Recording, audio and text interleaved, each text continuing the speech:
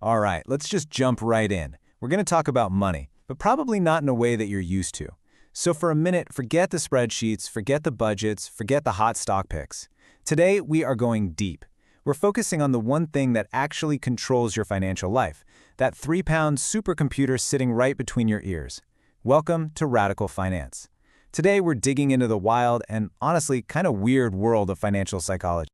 Okay, let that sink in for a second. This idea is the whole reason we're here today, and it's a pretty shocking one. It's not saying you might be bad with money or that you just didn't pay enough attention in school. Nope. It's saying that your brain's very wiring, the hardware that's been evolving for millions of years, is actively working against you when it comes to money. It's like you're trying to run brand new software on an ancient computer. That's the fundamental problem we need to solve. So that's the billion-dollar question, isn't it? I mean, if the problem is literally built into us, are we just doomed? Are we destined to always feel stressed and make the same mistakes over and over? Well, thankfully, the answer is no. But the solution, it's not what you'd expect. It's not about fighting your own brain. It's about understanding it. It's about outsmarting it. And that's exactly where we're headed next. All right, so before we can find a fix, we have to really understand what's broken in the first place. Why exactly is our brain so poorly designed for the modern world of finance? This whole section is about one thing: the massive, fundamental mismatch between our ancient programming and our modern lives. Come on, be honest for a second. Have you ever bought something on impulse, and then the next day you wake up and you're just like, why? Why did I do that? Or maybe you panic sold a stock at the absolute worst moment, only to watch it climb right back up. Or hey, maybe you just avoid even looking at your 401k because it's too stressful. Well, guess what? That doesn't mean you're bad with money. It just means you're human. These are all just symptoms of a much, much deeper conflict.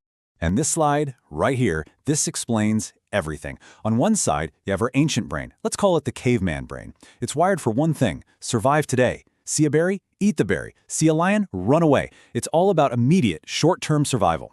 But then you look at what modern finance requires of us, and it's the total opposite. It's all about abstract ideas like compound interest and long-term planning. You can't touch compound interest. It's not a berry. So when the stock market drops, your brain doesn't think long-term opportunity. It screams, "Lion, run for your life!" That feeling, that tension between what you know you should do and what you feel like doing, that is the mismatch. And hey, if that feels at all familiar to you, do me a quick favor and hit that like button. Let us know we're all in this together. Okay, so we get the big picture now, but let's zoom in and make this really concrete. We're going to look at one of the most powerful and frankly dangerous psychological blind spots we have. It's a sneaky little story our brain tells us that has caused an incredible amount of financial pain for people. You know this story. I guarantee you've told it to yourself. It's that little voice that says, you know, if I could just make X amount of money, I'd finally be happy. Or, once I can afford that house, then I'll be set for life. Now, having goals is great. That's not the problem. The problem is what our brain does the second we actually cross the finish line. And this quote from Morgan Housel, man, it just hits the nail on the head. The source material for this explainer comes from his work, and it's brilliant. Think about it. The hardest skill in finance has nothing to do with math or picking stocks. It's a mental skill. It's pure psychology. It's about having the self-control to decide what enough looks like for you and then actually being content when you get there. But our caveman brain, which is obsessed with social comparison and keeping up with the tribe, makes that incredibly difficult. And here is exactly how that trap springs on you. So you work hard, you save, you finally hit that big goal you set for yourself. You feel amazing for like a day. Maybe two. But then you look around, you scroll through social media, you see your friend on some incredible vacation, or your neighbor pulls up in a brand new car, and instantly your brain's comparison engine kicks into overdrive. And that big achievement of yours, suddenly it feels kind of small. Your definition of enough just shifted. And to get to that new goalpost, you start thinking you need to take on more risk. It's a treadmill that never, ever stops. And I'm not being dramatic here. This isn't just some abstract concept. This constant desire for more, this is why billionaires who already have everything they could ever need end up committing fraud. It's why everyday people get buried in debt trying to keep up appearances. The point is, learning to manage this one single psychological flaw is probably more important than any investment strategy you'll ever learn. You know, I am really curious about this.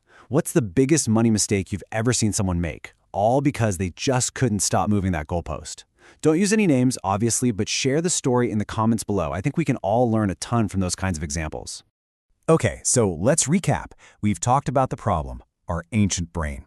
And we've looked at a super dangerous example, the moving goalpost of enough. So now for the most important part. What do we do about it? How in the world do we fight back against our own programming? And here is the big reveal. The answer isn't a new app. It's not a spreadsheet. It's not some technical fix. See, if the problem is psychological, then the solution has to be psychological too. The real work happens inside your own head.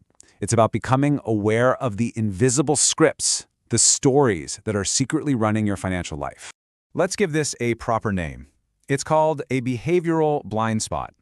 And it's a story you believe so deeply, you don't even recognize it as a story. It just feels like a fact. The enough trap is a perfect example. But there are others, like the story that says, I'm just not a numbers person, which gives you an excuse to never engage with your finances. Or the story that says, you got to take big risks to get big rewards, which can lead to pure gambling. These stories are running in the background, making decisions for you. So how do you take back control? Well, it's a three-step process. It's simple, but that doesn't mean it's easy. Step 1, identify the story. You have to find it first. Ask yourself, what underlying belief is making me feel or act this way? Step 2, recognize the bias. Give it a name. Is it social comparison? Is it loss aversion? Fear of missing out? Just putting a label on it robs it of its power. And finally, step 3, reframe the decision. You consciously change the narrative. Instead of thinking, I have to beat everyone else, you reframe it to, I just need a plan that helps me reach my own goals. This is how you go from being a passenger to being the pilot. And that brings us to our last and, I think, most powerful section. We've covered the theory, but let's make this super practical. How do you actually start this process in your own life? How do you find your unique financial blind spots? The answer starts with this number right here, 19. What's so special about 19? Well, it's the number of these common, powerful, and often hidden stories about money that are explored in the source material for this explainer. Think of it as a toolkit for self-discovery. See that story we talked about, the one about enough? That's just one of the 19. There are other stories all about our relationship with luck, with risk, with greed, with failure. There's even a story about why getting $1 in a paycheck feels completely different from earning $1 in the stock market. Each one of these is like a different window into our weird financial psychology. The key is finding the one that really speaks to you. So, here it is. This is your single most important actionable takeaway from this whole explainer.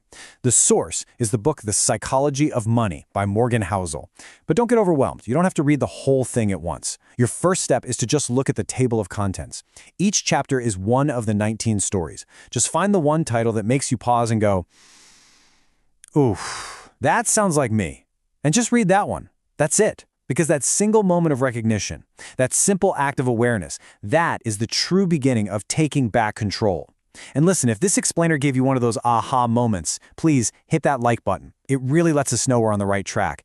And for more deep dives that unpack the psychology behind big ideas, make sure you hit subscribe to Radical Finance. And finally, if someone came to mind while you're watching this, please share it with them. It might just be the new perspective they need. And we'll end on that question, because the truth is, you are living out a financial story right now, whether you realize it or not. The only real question is, are you the one who's writing it, or is your ancient brain holding the pen? The power to choose is and always has been yours. Thanks so much for watching.